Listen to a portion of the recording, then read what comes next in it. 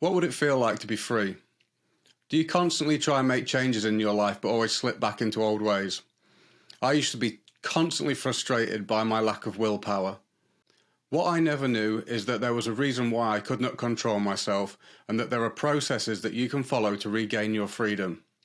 I interview some of the most knowledgeable and compassionate minds talking about breaking all varieties of bad habits and how to actually live a joyful and fulfilling life. Listen to the show and hit subscribe to free yourself from the shackles of the mind. And if you find some benefit, please share it with a friend and let's make the world a better place together. Hi, welcome to Break the Chain podcast. I'm here today with a childhood friend, recovering heroin addict, recovering ketamine addict, and all-around loose unit, Marek Hyde. So I'm very grateful that you've come on the show today, Marek. Thank you for that. No problem at all. No problem at all.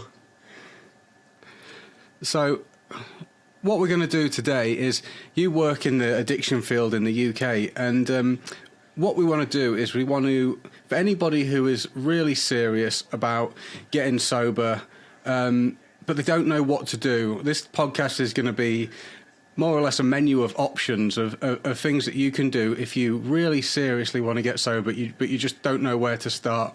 So we're going to go through everything that we can think of. Marek's been and done some research, and we're just going to throw some ideas out there. So, would you like to just start with a little bit about your background, Marek? Maybe just 5 minutes, just about what you've been through, and just to give a bit of context to yourself.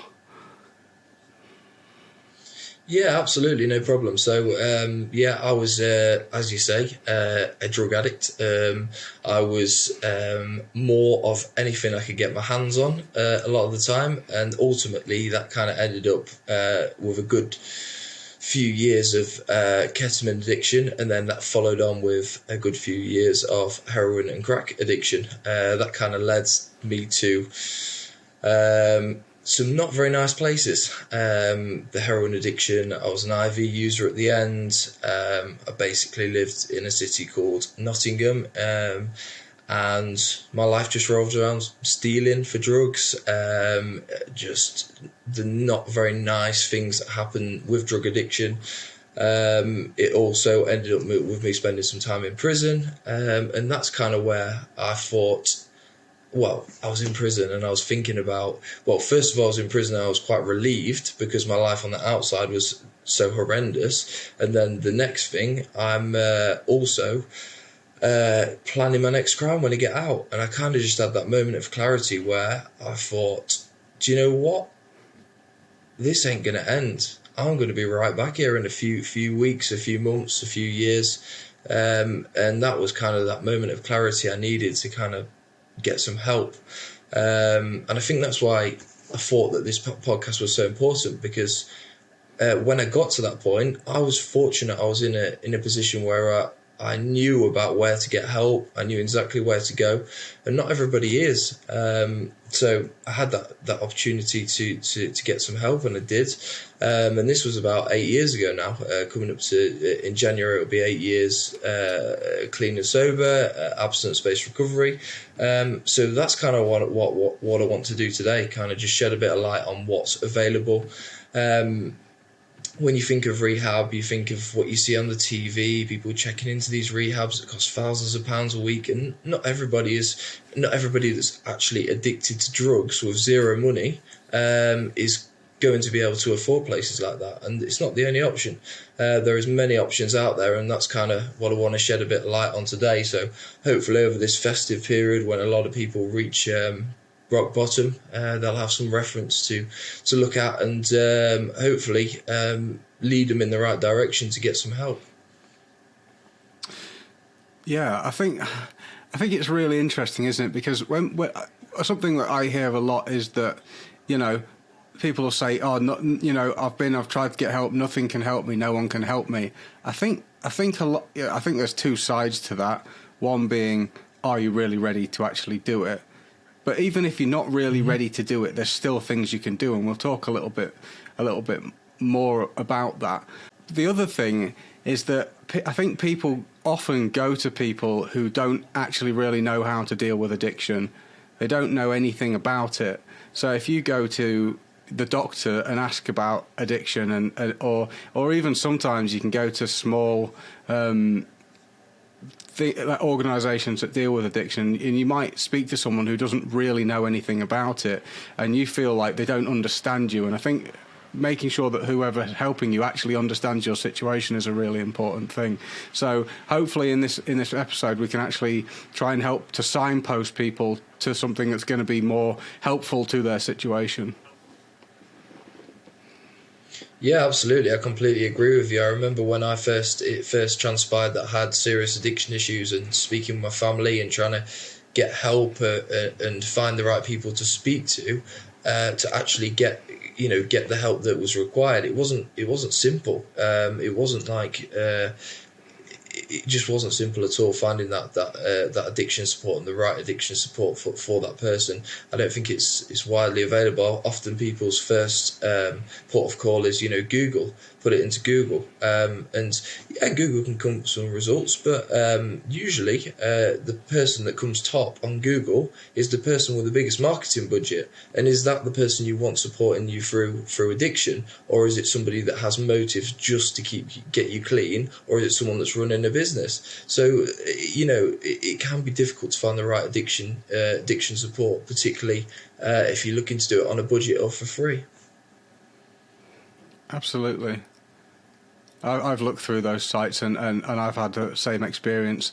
Now, so if someone is sat here right now, they've hit rock bottom, or their health, they can see where it's going and their health's deteriorating, and they're thinking, I really don't want to go any further with this. I don't know what to do, but I really want to do something to turn my life around and kick this addiction. Where can they start? So you've got options, really. You have got options. So a lot of people, it's basically, I would say the first thing to do is like you say, check your motives. Am I ready? Am I completely done? If you are, and you're willing to do whatever it takes to get clean, there's different places available. So it's difficult to say one size fits all. I mean, there's a lot of rehabs. I mean, say for instance, the rehab that I got clean in is male only. So therefore, if you're a female, it's not going to be suitable for you. Also, some rehabs cater for different sort of needs. If you've got complex mental health needs, it may be that you need somewhere that's got a dual diagnosis capabilities and facilities, which some rehabs don't. So I'd say the best place to start is the sort of NHS route. So say you go to your local drug addiction centre. I believe in Lincolnshire it's called Addiction. In Derbyshire it's called Derbyshire Recovery Partnership. There's basically for each region of the UK there is a sort of drug addiction service, and you can find rehab through there. It's somewhere that will take a long time, and what actually happens here is they will find you funding for rehab. So as you can imagine, funding stretched, public funding's stretched as it is, so you could be waiting some time, and there's also some hoops that you have to jump through first. So this is good, I'd say. Again, I'm going to try and stay as objective as possible, but some subjectivity may come into it just from my own experiences. But this is good, say, if you've got complex needs. So say you had a eating disorder, serious mental health conditions, and addiction on top of that. The NHS is a big organisation, so therefore they're going to have links with a lot of different specialist help. So if you are someone that's got multiple issues, that may be worth exploring this first. So what I spoke to somebody who works within this in the Derbyshire section, and I guess this is a national model, but what they told me is with this avenue, first of all, before anything, you'll be made to attend 4 rehab groups. So this is learning about what actually happens in rehab, what happens in detox. Often they're split into two separate parts, so a detox and then a rehab. Again, that kind of brings some complications up as well, because a lot of rehabs won't give you an alcohol detox. It's significantly more dangerous than, say, a heroin withdrawal period. So therefore, it needs to be done in a clinical environment with the right professionals. So again, the NHS, that will cover that. They may send you to a detox, and then afterwards a rehab, or one of either of them. So with this, you have to go to a rehab group. Carry on. Yeah. I think one of the big things is really when you are in addiction, it's really hard to get any clarity. It's quite hard to be organised, and it can be really overwhelming to think about all these things that you're going through. And one of the good things about if you actually check in with a GP or with some kind of service, or even a friend that can advocate for you, they can really help you to get organised and help guide you through some of these processes. Because even me sat here listening now, I'm aware that it sounds overwhelming. It does sound overwhelming, but if you have someone to guide you through these things, because like obviously if you are an alcoholic, it's really dangerous to stop drinking, isn't it? So what you're saying is that you do need to get a medically assisted detox if you are an alcoholic, and that's something that it can be organised through the NHS by the sounds of it. Yeah, you're very right there in thinking that, and that's a very important point. It may be important if you've got any family and friends left, true family and friends left, to get some support from them in looking for these sort of things.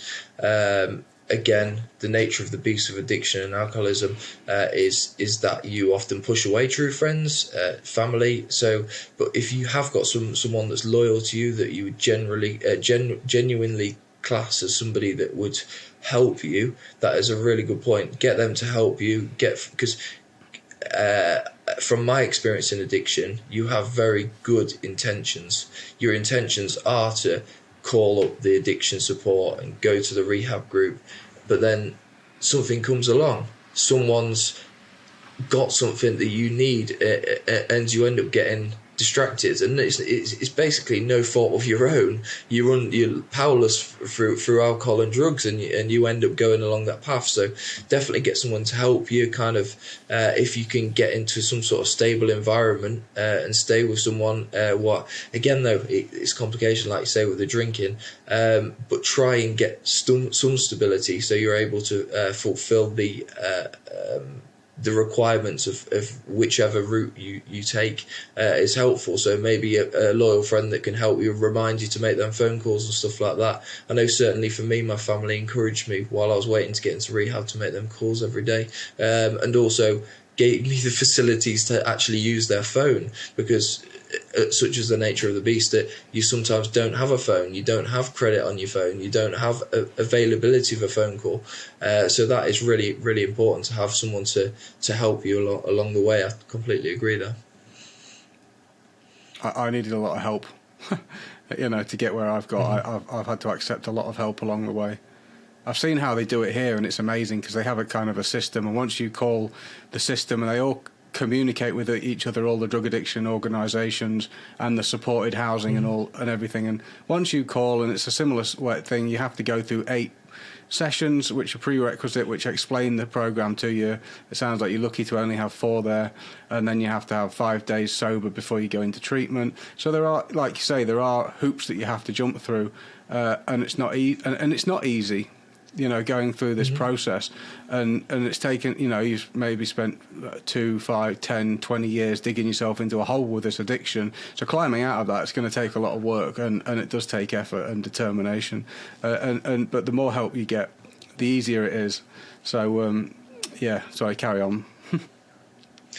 Yeah, no problem. I completely agree. It is difficult, and I think for me, a lot of the time, I would have that good intention for a few days, and I would be like, yep, right, I'm going to do this. And then a few days later, things got slightly better. I'd done my rattle, I had a bit of good luck or something like that. And then I thought, do I really need rehab? So it's kind of like having that commitment and going through with it. It is difficult. But I think for me, the final time when I did get clean, I was just done. I was beaten. I was completely beaten to the ground, where I was like, the only way out of this is getting some help, and some serious help. So yeah, it is very difficult. It is very difficult to keep that commitment up and do that. So yeah, you make very good points there. But yeah, so I'll try and break it down a little bit into sort of the complications, because I could see that it could seem overwhelming, sounding all these sort of things, hearing all these things, sorry, and listening. So basically, what I'm going to do is I'm going to break it down, simplify it a little bit. With your NHS services, basically get to them. They'll guide you through. You will have to jump through some hoops, like you say, go into rehab groups to find out a little bit more about it. And then you go, once you've done that, kind of shown a bit of commitment, they'll look into funding for you. So funding obviously is important. So what the NHS do is they may have some of their own rehabs, but they also fund for private rehabs. So the ones we're talking about that you look on Google for, they fund for that. So they fund a place so you can get into that rehab. So once they start looking into funding, that can be a very, very long process. It's not instant. Again, it can take a while. And then after that, they'll look at all the rehabs that they work with, all the partnerships, and find something appropriate for you that meets your needs. I couldn't actually find anywhere on the internet all the rehabs they work with, but I know they work with a lot, catering for different needs. So basically, what you're saying is, if you get in contact with the NHS, how exactly does someone get in contact with the NHS? You're saying you have to go through a GP? That's how it all starts. So not necessarily. So you can go directly and self-refer to a drug and alcohol service, a specific part of the NHS in each region. So in Lincoln, I believe it was called Addiction, and in Derbyshire it's called the Derbyshire Recovery Partnership. So if you look, again, that will be a Google job, going on there, looking for local drug and alcohol services within your region that are run by the NHS, and then you give them a call. I believe you can go through the doctors as well, and they will refer you over. You also can be referred in by criminal justice systems. So for myself, I was referred there from the courts to attend sessions. I believe at the time it was called DRI, I think. I believe it's called that. And basically, I had to go in. I was obliged to go in by the court and get drug tested, and therefore from there. For something I have heard though is, if you do get into these services, you really have to push for the rehab. It's not something that's like offered to you openly. You have to really say, I want to go to rehab. I want to go to rehab, and really chew your key worker's ear off around it. I don't believe it's something that's offered openly. Yeah. So it sounds like, obviously that's the NHS route, and that's probably that one's probably one of the longer ones to get in, isn't it? But I think that's good, because if you have absolutely no money, and you want to be guided through those things by professionals, then that's an option, and you will have to be quite determined to go through that route. But I mean, I know that a lot of people have had contact with services like Addiction and stuff, and they kind of go, they can't help me, and but it's like, you really have to ask yourself, how determined are you? Because I think one of the things that, as addicts, when we come into contact with people who are trying to help us, we feel like they just don't get it. They don't get us. They've got from what I've heard, that is pretty much a ubiquitous experience. Even if they do get it, you feel like they don't, because it's like an excuse to just keep doing what you're doing. You go there, they don't get it, you go back, and then you just keep getting on it. You just and nothing changes. And I think you have to, if people are prepared and they are connected to these services, even if they're not like the ideal person, sticking with it and seeing, because I'm sure that they know a lot of stuff. And if you really don't like who you're dealing with, it's okay to change counsellor, or to change the person who you're dealing with at Action, because they might not be perfect. So, Yeah, I think just it does require a bit of determination, and the route to recovery is never a straight line. It meanders and goes left and right and backwards, and you just have to keep, just pushing on, and fighting your way through the jungle almost, don't you? I agree completely, and I did say at the start I'd like to try and remain objective on this podcast, but let me put it this way. There are some good workers at these places. There are some good workers. So yeah, like you say, try and jump ships, try and change. There are people that have been in addiction and do know some stuff about addiction and care about you. On the other hand, there may be some people that don't. So yeah, it's kind of luck of the draw who you get on your key worker. If you turns out you get someone that's in recovery themselves, it doesn't have to be someone that's in recovery themselves, but someone that gets you and is willing to move mountains for you. If you are willing to put the effort in your side, you fell into a bit of luck. But yeah, the services are. My experience of the services are here you go. Have a methadone script or Subutex script. I remember vividly when I actually was put on a court order at the drug addiction services. All they did basically is give me one key working session every 2 weeks where they just asked a few things about me and put me on a Subutex prescription and said don't take drugs. And I thought, well, that's easy, isn't it? I just won't take it. I just thought that's unbelievable.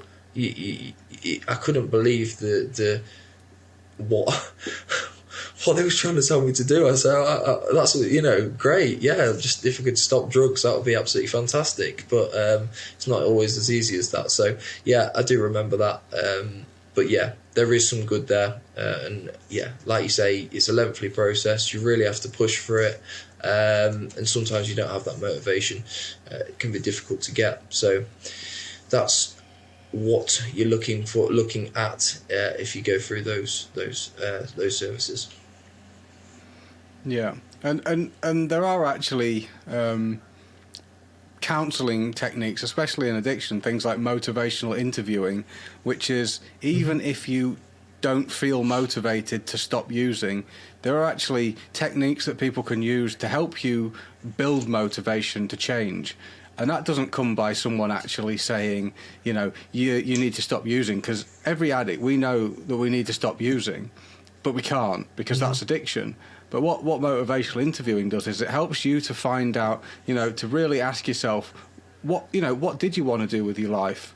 If it wasn't for the addiction, what do you want to do? Where do you see yourself in 20 years, or where did you want, or where would you ideally like to see yourself, and and how is what you're doing in line with where you want to go, whether it's looking after your family or being a good member of the family or being a good friend or having a business, or whether you want to go on holiday, or or whether you want to live till you're at least 70 or whatever it is. You can really ask yourself, and it all comes from within you, and it doesn't come from someone saying you shouldn't do drugs, because we all know that, and it feels like shit when people keep telling us that. But if we can actually really ask ourselves what it is that we really want, what do we want our future to be like, you can actually start to shift and change so that the motivation comes from within you to change. And having a good counsellor can be something that's really good for doing that. Yeah, you're correct. Yeah, absolutely. Finding that desire within yourself and that willingness within yourself is key. It's no good your family telling you to get clean, or anybody telling you to get clean, the police telling you to get clean, the court telling you to get clean. It has to be you that has that desire, and if someone can cultivate that desire within you, that's absolutely brilliant. Yeah. So what we've been talking about so far is abstinence-based programs, and I'd just like to kind of sandwich something in the middle of all the abstinence stuff. So there's two kind of philosophical schools when it comes to drugs. One's abstinence. That means that you completely stop using everything, fundamentally. The 12-step program deals with that. Most rehabs deal with that. For some people, it's really unrealistic that at this point in time you can stop doing everything right now.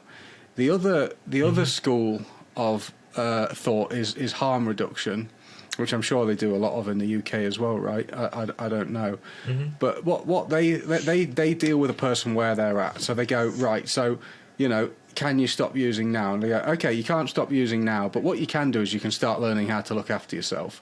You can start learning to, you know, drink enough water, eat regular meals, try and get a bit more sleep, start cutting down on what you're using, start using safely, start using, if you're sniffing, not sharing notes, if you're injecting, not sharing needles, where you can get things, so you can actually start to look after yourself really well.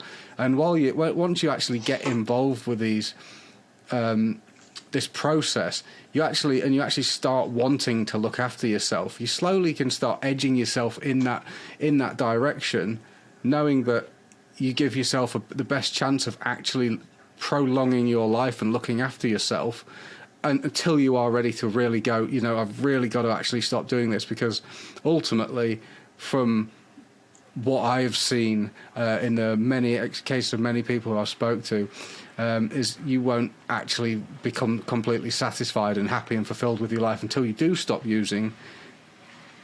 But up until that point, there is a bit of a journey, and you can learn to really look after yourself and get in touch with people who actually want to support you during that time. You don't have to go, well, I can't stop now, so I'm not going to do anything about it. There are things at every step of the way that you can actually put in place to start working towards this goal of recovery. Yeah, absolutely. I mean, there's all these sort of things going on. I mean, if you have got the discipline to do that, that is fantastic. For me, I tried all these things and I ended up in the same place. I was somebody that needed abstinence. I couldn't do that. I couldn't manage. I tried really, really hard to manage my life and make it a little bit better and a little bit safer. But I'm telling you now, if there was dirty needles and there was no other way of getting that drugs inside of me, I'll be using the dirty needles. I wouldn't be going trekking across town, rattling to get some clean ones. So environmental factors can be very important in that.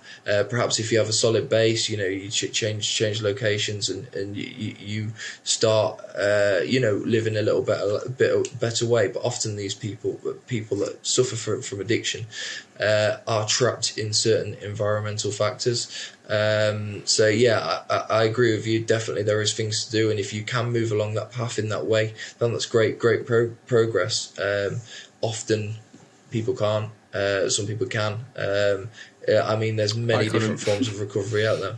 Yeah, that's it. And most of the people I come across, they couldn't do it. They just led to the same place. And if they could do it, then perhaps they had the discipline in them to, you know, move to a normal way of living without major intervention. I didn't manage to progressively wean myself off completely and then stop. But what I did do was I was able to be very aware of my health. I was very aware that I didn't want to have long-term health problems. I didn't want to be pissing in a bag. I didn't want to have organ failure. I didn't want to have all these problems. And while I was able to use less a lot, I was able to eat well, and I was able to drink water, and I was able to run away from my problem when I knew I absolutely had to, because my health was getting so bad, to prolong life. It didn't solve the addiction, but I was able to practice self-care even when I was using, and that didn't solve my addiction. But I do think that it's important to really think about that while you're alive, because it doesn't just apply to addiction, right? It applies to life full stop. It applies to diet. If you want to live a long life, you got to eat well. So and I find that it's equally as bloody hard to not eat chocolate every day as it is to, and I know I shouldn't do that, but I apply these principles to life full stop. Look after yourself. But yeah, like I say, like you couldn't, until you actually completely stopped. There's no peace, and that disease of just needing more, and frustration of just needing more, and the compulsion and being controlled fundamentally and enslaved by this addiction. That didn't go away from me until I completely stopped and practiced the principles of recovery. Not just, it wasn't about not using, it was about practicing the principles of recovery, as well, as we've spoken about in many podcast episodes. So do you think through... just a quick question, do you think the fact that you could move away and live slightly healthier or improve your life to a certain degree gave you a good justification or rationalization to carry on using? Well, what happened with me is I would run away from my problem. I would not be using, but every single day I was thinking I was never satisfied, and my mind was constantly thinking, I know how to scratch this itch that's just scratching away at the inside of my mind. I know that if I just go back and do drugs for a short period of time, that itch won't be there. So even if I went away for a year and didn't use, when I came home again, I would just be total oblivion in 0 to 100, you know, and something had to change for me. I had to actually, for my understanding is, I had to find something that was better than drugs, something to live for that was better than drugs, so that I wasn't just thinking, you know, it was just the solution to my problem all the time, and I had to find a better solution. And I didn't have that until I actually learnt about the principles of recovery. Mm-hmm. Yeah, good stuff. Yeah, no, absolutely. I can. That's it. It would be. I heard a wise lady in recovery say, a wise man, sorry, in recovery say, it would be cruel to take away the drugs and not give you something in return. And it's true. You know, for me, some of the worst times ever was when I stopped taking drugs, just because that emptiness and that void was there, and I needed something to fill it up, and I didn't know what to fill it up with.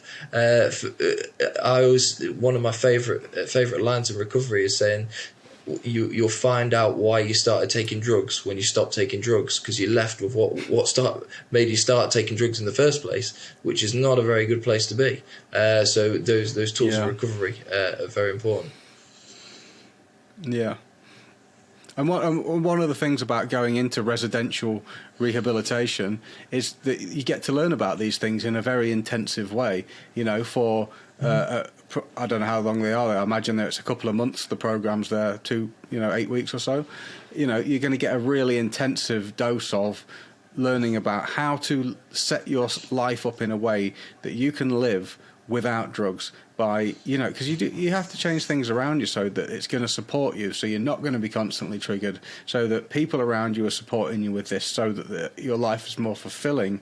And there's ways to do this. There's literally a 12-step process that helps you to live in a way that not only stops you from using, but also actually brings you happiness as well. And it's not what you think. It's not. It's not, because people think, you know, you think you know stuff, and but actually, my experience of recovery is like, actually it's all upside down the way I was thinking. Like my thoughts were causing me to have a very difficult life, and my beliefs, and and I actually needed to tip the whole thing upside down, because I was really looking in the wrong direction. So it was like a complete 180 for me. But yeah, I think we talk about this stuff a lot. I just wonder, so what we've looked at the NHS route, how to kind of go through there, how to get a medical detox, how to get funding, and then we've looked at the harm reduction. Just going to see a counsellor is a seriously good way to start, but going to see a GP would be a fantastic way to kind of get in with seeing a counsellor as well. If you don't like the people that you're dealing with, you can change. So we've kind of looked at those things. What other options are there, Marek? Okay, so I'm going to go with, we touched on it earlier, but the option you've got if you want to get into rehab instantly is private rehab. You can do private rehab. Anybody can find a private rehab. They can, if they've got the money, you can get in instantly. You'll live in a very comfortable environment. It's more like a hotel. You'll get fed. They'll have chefs. You'll have your own room. All those things, but again, it's very costly. It varies from place to place. It can cost up to £2,000, £3,000 per week, and they are businesses. They are businesses. I've got lots of personal experience of going to these rehabs. I went to a few, before I got clean. Some of them short stays, some of them longer stays. And recovery is possible at these places. Recovery is possible if you have the willingness. What you will probably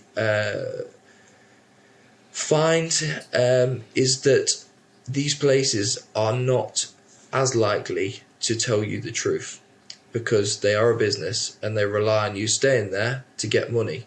If you are willing and happy to have your points trying to think of the word. If you are willing, you can get recovery in these places. But if you are not, you could also go under the radar, mess around, do what you want, and come out, keep your family happy because you're in rehab, and come out the other side with not much changing.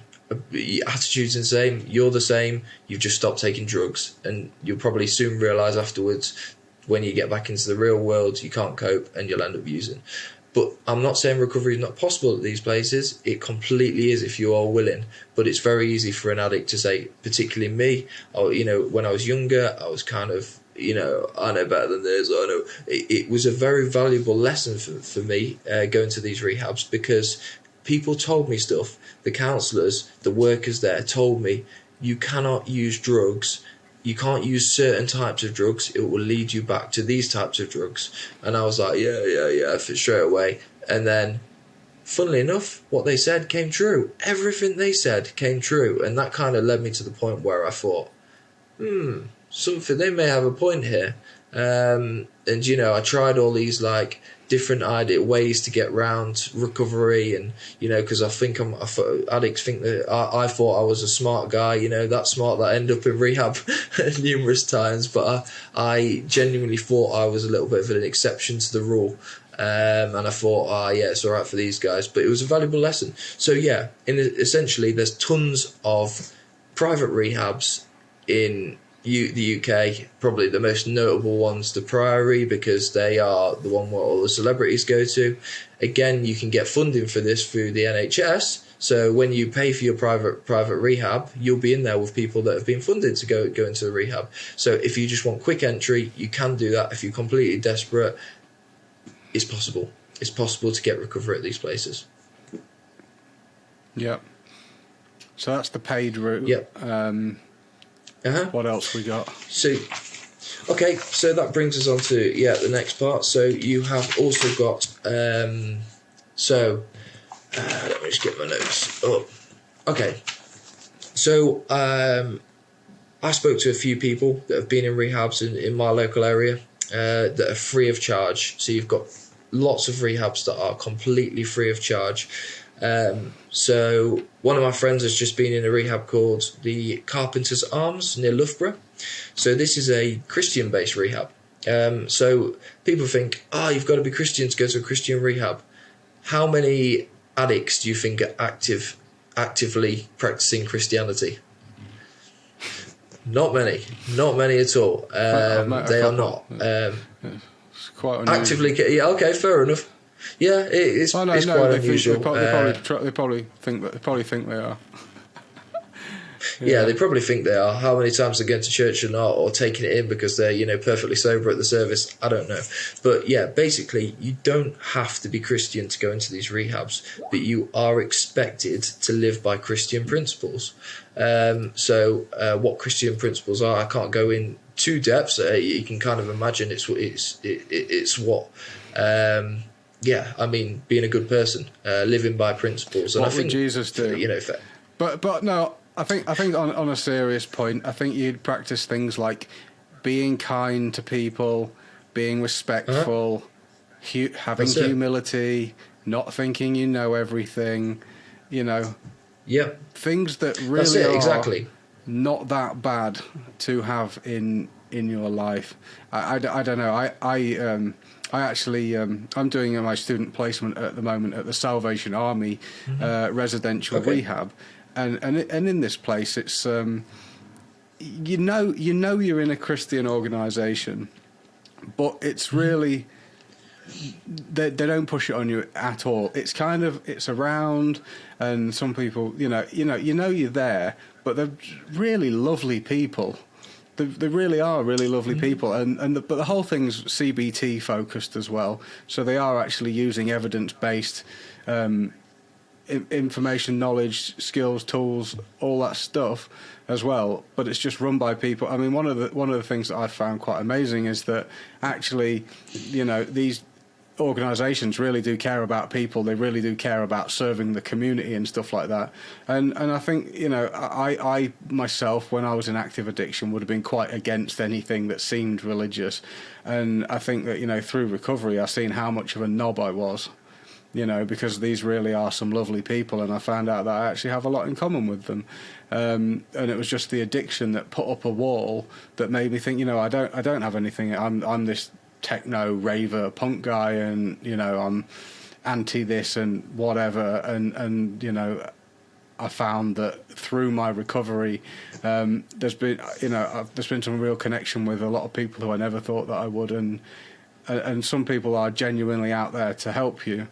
Again, not everybody, and there are some bad examples as well. So I think it comes down to really, you've got to. If you don't try, you won't find out. You do have to get in the water and test it sometimes. And if you want to get sober, and people are willing to help you for free, and you have no other choice sometimes. There's always a few choices, but if you don't have the money to pay for a private one, So as a question that I often hear people asking is like, what are you prepared to do to get sober? And people do, I'll do anything when they first get there, and you'll quite quickly find out whether they're really telling the truth. When you really do have to be willing to just do anything to get sober. If people aren't cool, get away from them for sure. But putting up a big wall just for the sake of it, when people are prepared to help you get sober, might not be the smartest thing to do. So you do have to be a little bit open to trying new things. I completely agree with you there. I mean, in the depths of my addiction, when I was, in prison or, absolutely in a horrible state, and someone's offering you a chance to get out of that, and you're like, oh no, I'm not quite willing to give that a go. And I think, why? What have you got to lose? What have you got? You're living in this like horrible existence, and somebody can save you. And I agree with you around the religious aspect. I get a lot of when I meet religious people, deeply religious people, I feel that they have a sort of aura around them where I kind of want a bit of what they've got. They just seem at peace with themselves, and it really is it's something that perhaps in addiction you may not notice or even be aware of, but in recovery you kind of, and then I just get a vibe from them. I said, you just get that feel from them, and like you said, they really genuinely want to help you. They haven't got any other motives apart from being a good person and praising their kind of religion. So yeah, absolutely. I mean, these rehabs, again, they don't expect you to be Christian. They're not trying to make you Christian, but they are expecting you to live by principles. A lot of the ones that you mentioned, the humility, the honesty, are in the 12 steps anyway. They're kind of very similar principles, and I think that is a key ingredient of recovery, to live a principled life. Whether those principles come from Jesus, Allah, Buddha, somebody anywhere, it's principles that keep you clean and build your personal integrity, for sure. Something you don't have very much of in addiction. But yeah, moving on from that, on the that rehab, so the Carpenters arm. So you don't need to have any money. All you have to be is on ESA or Universal Credit, and they sort everything out for you. So if you're looking for a way out, I'm just looking in my notes here. There's usually some sort of waiting list, but it's no longer wait than 2 weeks, usually. So, you're looking for, to get out of this current situation you're in and give something new a go. You've got 2 weeks to wait. I know it can be a long time in addiction, but it's not months. It's not like half a year that you could be waiting on other avenues. You get a methadone detox there in the phase 1 of the rehab, which is good. They work with people with drink and drug issues, so that's something to do. You've got clinical detox there for alcohol.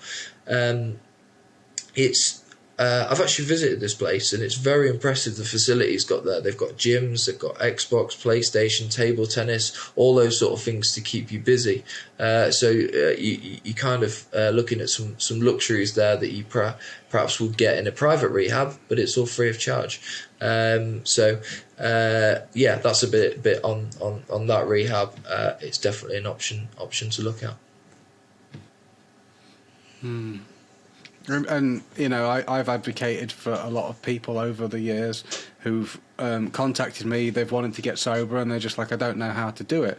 And for me, in my situation with having a clear mind, I can just jump on the internet and do some Google searching, and pull up some of these rehabs all over the country, and send them a message, ask what's involved, and there are things all over the place. And like Marek says, the ones at the top of Google probably are paid for and expensive, but there are a lot of others, aren't there? So if you are in a fit state to do it yourself, do it. But if you're not, you can. I don't know about Marek, but I'm personally happy to assist with these things if you really are serious and want to try and get into recovery. Then ask for help. Absolutely, yeah. I'm more than willing to assist. If it's been numerous times where you've put me in touch with people that are looking, look for help, and I'm boots on the ground in England. So I will do more than, if people are willing, I'll do whatever it takes to kind of assist them and give them more. I mean, we're kind of just scratching the surface here. We're just looking at like an overview, but if people want to know more details, a bit more about it, feel free to reach out, get my contact details through James or and speak. I'm more than willing to do that. I memean, if no one helped me when I was, in the depths of despair, then I wouldn't be here today. So it's all about just passing that on, and hopefully, addiction is so mad that it affects so many. It has so many tentacles leading out and like affecting people's family, affecting society, and it all starts, the amount of difference that could be made from recovery to society, to people's families, not just that person that's suffering from addiction, but so many people around them that can be made, it's incredible. It's incredible. Some of the best things to see is somebody that's in addiction, they come out of addiction, they start becoming a productive, helpful member of society. It's absolutely amazing to see. The lights come back on, they become a human again, and their family becomes a family again, and then everything instead of taking from a situation, they become someone that gives to a situation in any walk of life, and there's nothing like it. It's brilliant. Yeah, and people actually have self-esteem again, and they have a reason to feel good about themselves. You just can't feel good about yourself if you're in addiction. You can temporarily use drugs to make it feel like you feel good about yourself, but it's not real, because when it's gone, you feel empty and ashamed of full of guilt again. So it's no exaggeration to say that by getting into recovery, you've changed thousands of lives. Yeah, absolutely. Yeah, definitely. It is incredible to see people find recovery for sure. Just touching on the other religious-based rehabs, because I just gave you a case example of one there, because I know someone that's recently gone. Actually, I know a few people have gone through there and found success, that are now working in recovery and doing very, very well. So it's always nice to see success stories, because it knows it can work. It shows that it can work. Sorry, but there are many other religious-based rehabs around the UK. I just had a quick look on Betels probably the best known one. I don't know much about it, to be honest. I don't know anyone that's been through it. I believe that once you kind of go through it, you start, they find you a way into work and stuff like that. So often people relocate. But I had a quick look on their website, and they said that it's free entry and no waiting list.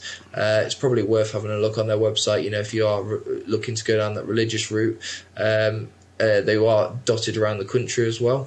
They have a slightly different model, I believe, that they get you kind of stabilised the first week, and it's all about kind of bringing you back into society and giving you something to focus on in life. But definitely worth a look at. And there's lots of other.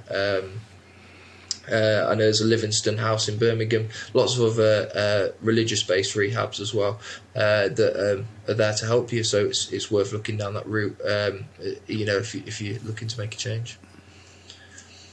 I think Betels actually let you stay with them for like up to 12 months as well. It's like, and sometimes you need that, don't you? Because there's a lot of these programs that are kind of 8 weeks, and I would have had a hard time sticking 8 weeks. You really, some people, all this way, people's behaviour patterns and ways of thinking are so entrenched that you need a long period of recovery and without the temptation and stuff. So some of these places, not for everybody, but who else is going to let you go and stay with them for free for a year and put you through rehabilitation processes and stuff? I think it's quite phenomenal. But as Marek says, don't actually exactly know about these places, so it's certainly worth testing the water and seeing how it goes and finding your own way through recovery, because it is different for everybody. Absolutely. I always my kind of advice would be try it.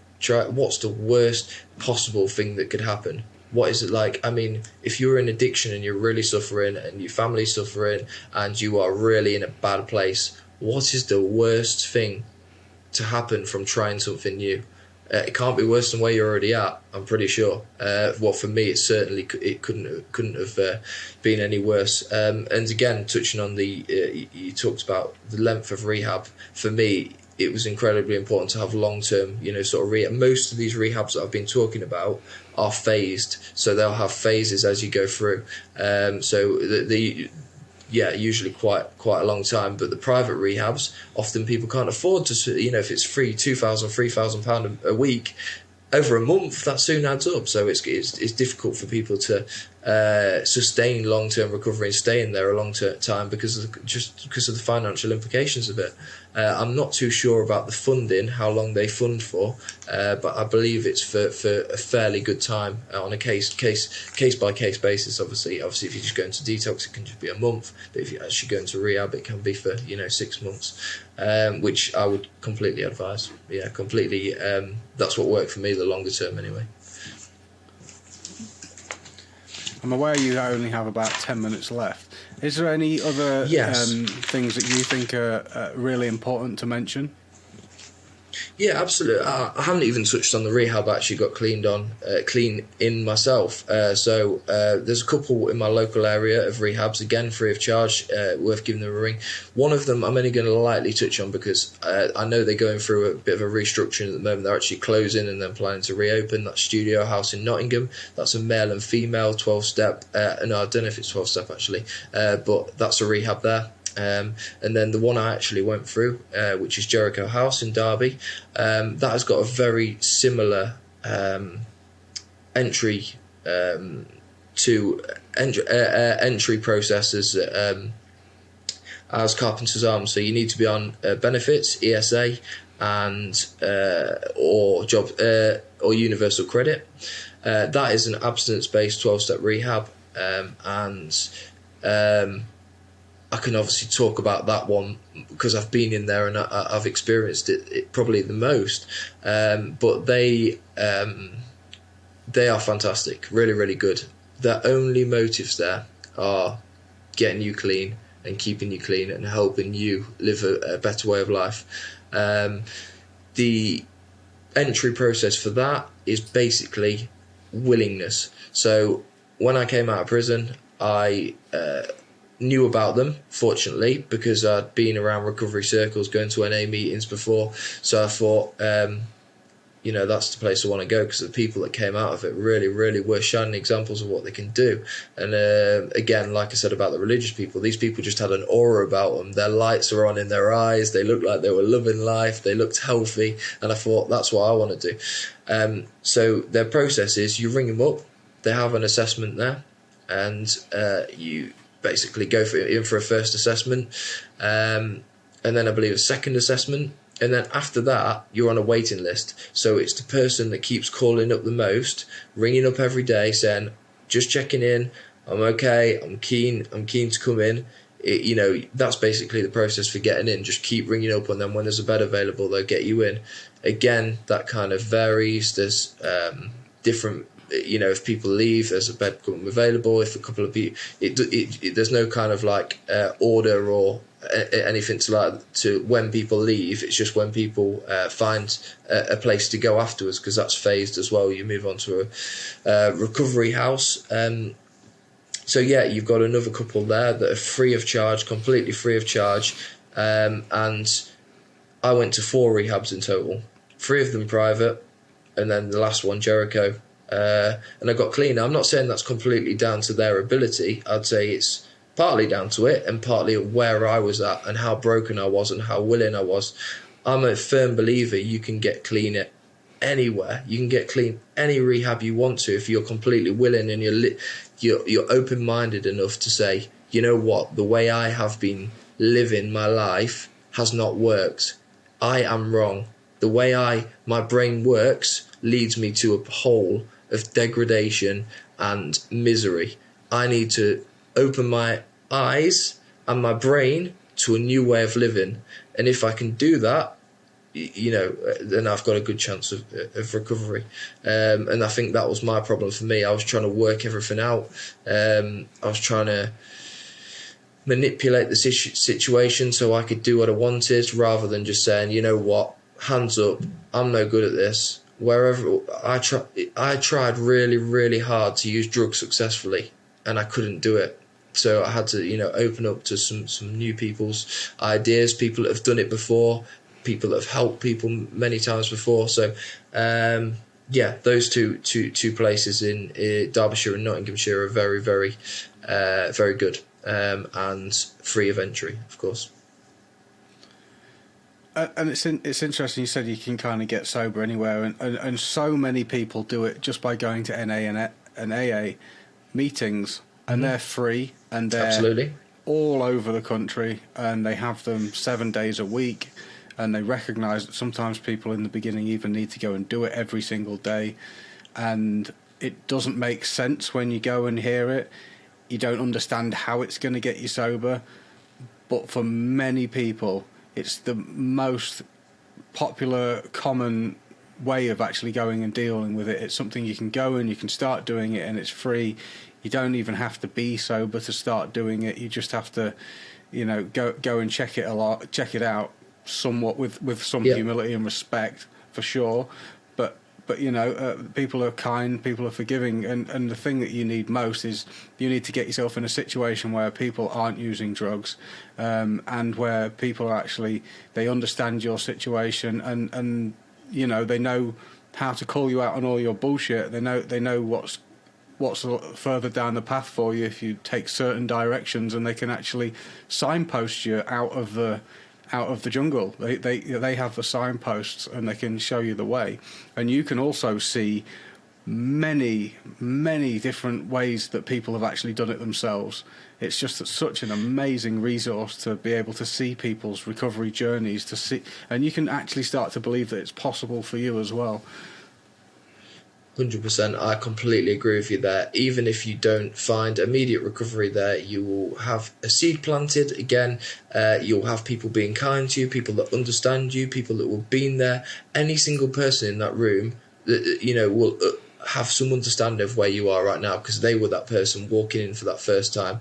It is addicts helping addicts. It's absolutely. There's lots of other self-help groups, not self-help, but don't know if it is self-help, but you are helping yourself, but other people are helping you. But you can just turn up on. Also, if you're not comfortable going to a meeting for the first time, there's many online NA and AA meetings where you can literally log into, California, anywhere in the world. Remain anonymous without your camera on. It's all anonymous, and just hear what people have to say. Hopefully get some sort of understanding around understand around them, and also, again, we were talking right at the start of this about finding an advocate to help you get to places. That is where you'll find one. You'll find someone that can help you. Everybody there is willing to help you. If you, I've never gone to an NA meeting and said, kind of, someone's asked a question and someone's refused to answer. It's not that kind of place. People want to freely give away what they have been given themselves. That is their motivation. It helps their recovery. It benefits them. You'll meet some very kind and genuine people there for sure, that will definitely be able to help you. Yeah, I strongly recommend giving that a go. It's certainly one of the best things that you can do, and I think most people know about it, and I think most people have that available, and if they don't have it physically available, you have it available online. You don't have to have any money. There's it couldn't really be easier to give that a go. Just a couple of minutes left. So something that I've found really helpful are forums. I found a forum on Reddit called Ketamine Addiction recently. It is the best thing I've ever found, because with ketamine addiction specifically, it's such there's not that many people who know how to deal with it. It's not been around for long enough where there's just like loads of help for it, and it's like people just feel a little bit lost and alone when they're trying to get help for it. And I went on this forum, and it's just absolutely phenomenal, the amount of addicts on there helping each other, some who are new, some who have been in recovery for a long time. You can see people are like putting up diary posts of them going through withdrawal and what it's like, and they're putting up all the health problems they've had. It's just amazing. It's so informative as well. It has been for me, even as a ketamine addict. I've learned a lot on there. So no matter what it is you're addicted to, you can find forums and stuff, and it's proactive. You have to do it. You have to seek this, and it amazes me how many people are on there seeking this help as well. So you can be alongside other people seeking help and doing it together and inspiring each other and motivating each other to do it. We can watch documentaries. There's so many documentaries about stuff.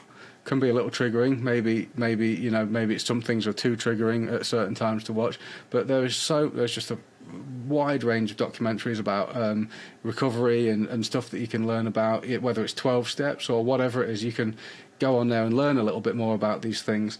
Instagram, it's just like the best and worst of the world, but if you actually follow accounts, if you type in sobriety, recovery, all of these things, you can just follow like thousands of accounts that are all connected to getting sober, staying sober, being in recovery, and they're so positive, and there's so much amazing information on there where I've personally learned so much, and I've been able to connect with some really amazing friends all around the world who are sober and doing really cool things and living amazing lives. So that's been really helpful for me.